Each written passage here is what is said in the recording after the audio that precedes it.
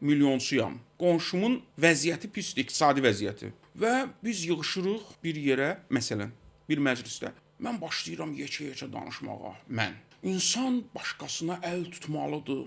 Amma tutmursunuz. İnsan, nə bilim, xeyriyyəçi olmalıdır. İnsan Allahçı olmalıdır. İnsan Allah yolu ilə getməlidir.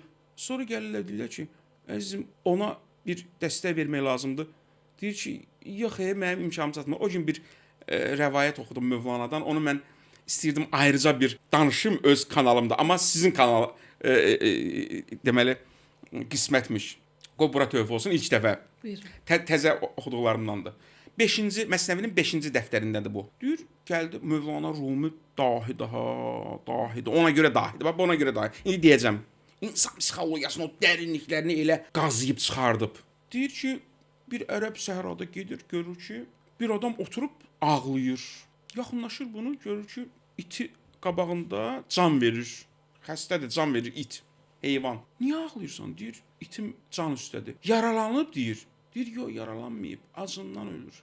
Baxır xurcununa bu adamın. Görür ki, xurcununda yemək, içmək, hər şey. Deyir, əzizim, bəs bu yeməkdən ver də bu yazıq ita ölməsin. Deyir, nə? Sən nə danışırsan? Mən onlara pul verib almışam. Ağlamaq isə pulsuzdur.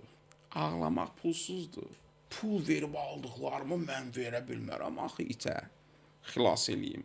Ağlamaq elə belədir. Ağlayım da nə qədər səhərə qədər. Bəzi insanlar bax bu psixoloji olaraq belədir Mövlana deyir. Mövlana görə dahidir. Əməl, müəllim təkcə bili ötürmür, şəxsiyyət ötürür.